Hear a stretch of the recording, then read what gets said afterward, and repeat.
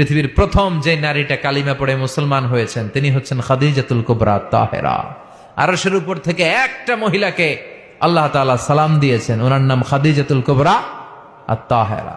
খাদিজা যখন মরে গেল, বিশ্বনবী আবার কষ্ট পেলেন।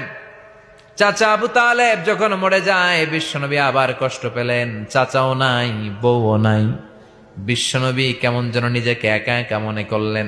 ডানে তাকায়, আশ্রয় দেওয়ার কেউ নাই। বাঁয়ে তাকায়, আশ্রয় দেওয়ার কেউ নাই। সামনে কেউ নাই, পেছনে কেউ নাই। বিশ্বনবীর আবার মন খারাপ। বিশ্বনবীর মন খারাপ, এই দৃশ্য আরশের উপর থেকে দেখে কে?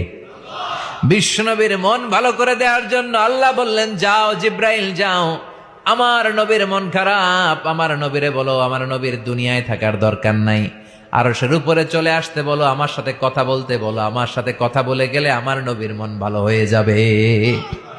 বিশ্বনবীর মন ভালো করে দেওয়ার জন্য বিশ্বনবীর মেরাজে ডেকে নিয়েছে আল্লাহ। সুবহানাল্লাহ পড়েন।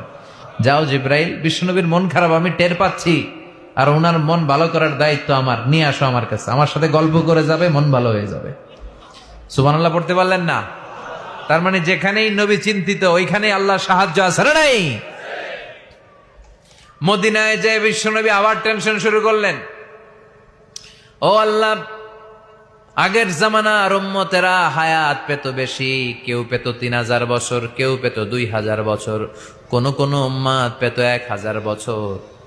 আমার উম্মতি মা বাইনা 60 ইলা 70, কিন্তু আমার গুনাহগার উম্মত গুলো 60 থেকে 70 বছরের মধ্যে সব মরে যাবে।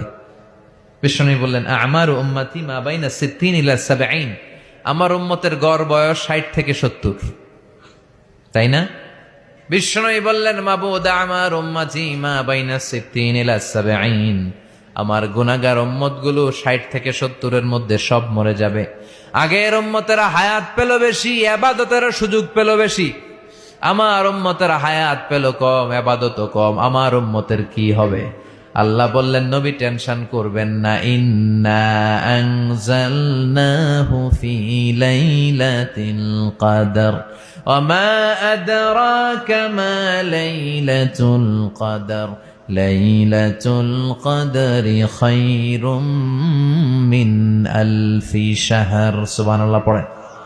ও নবী, লাইলাতুল কদরি খায়রুম মিন আলফি শাহর, কদরের রাতে এক রাত যদি কেউ ইবাদত করতে পারে 1000 মাসের ইবাদত আমলনামায় ঢুকায় দিবে কে?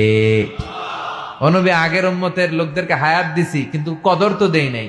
কদর দিছে আপনার উম্মত রে। আপনার উম্মত এক লাইলাতুল কদরে ইবাদত করবে, এ ইবাদত খায়রুম মিন আলফি শাহর।